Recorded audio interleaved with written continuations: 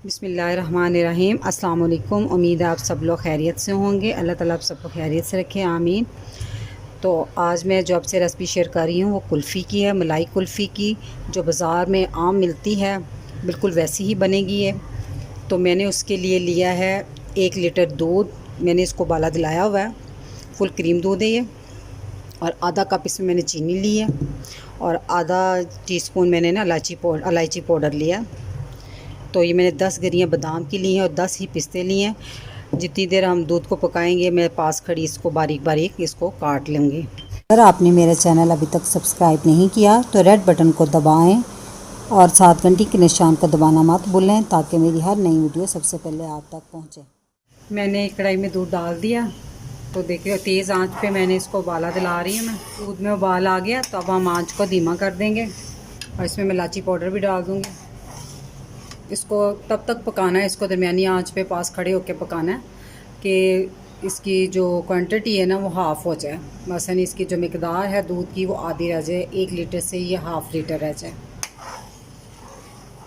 और साथ साथ हमने इसका चम्मच हिलाते रहना ताकि दूध नीचे से लगे ना। दूध हमारा अभी पक रहा है, मुझे 20 मिनट हो गए पकाते हुए, अभी और गाढ़ा होगा। तो जब हमने साथ साथ लाना है तो मलाई जो है ना किनारों पे साथ साथ दूध चिपकता है। हमने ऐसे ऐसे चम्मच से ना उसको साथ साथ साफ़ करते जाना है और दूध में ही उसको ऐड करते जाना है। अभी हम इसको मज़ीद पकाएंगे। दूध देखिए काफ़ी कम हो गया, लेकिन अभी ये मज़ीद पकेगा, 10 मिनट लगेगी और बस। तो अब मैं इसमें चीनी भी डाल दूँगी। तो चीनी डालने के बाद मैं 10 मिनट और पकाऊंगी इसको। साथ साथ आपने चम्मच ज़रूर हिलाते रहना। दूध हमारा अच्छे से गाढ़ा हो गया है, ये हाफ से भी थोड़ा सा कम हुआ है। तो अब हम चूल्हा बंद कर देंगे और इसको ठंडा होने देंगे।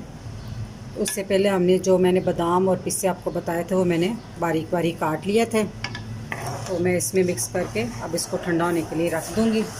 तो बाद में हम इसको सांचों में डाल देंगे।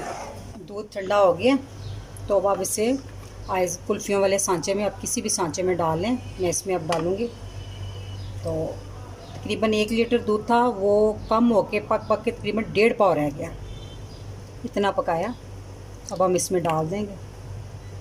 मैंने सब में डाल लिया, तो अब मैं उसके ऊपर नीचे ढक्कन दे दूँगी। तो अब मैं इसको ना सारी रात इसको फ्रीज़र में रख दूँगी और सुबह हम इसको निकालेंगे। मज़ेदार सी मलाई कुल्फ़ी बनकर तैयार है। इसे मैंने ओवरनाइट सारी रात मसलन के इसको फ्रीज़र में रखा था, तो इसको फिर निकालने के बाद थोड़ा सा इस पर पानी लगाया, तो फिर हमने कुल्फ़ी निकाली है।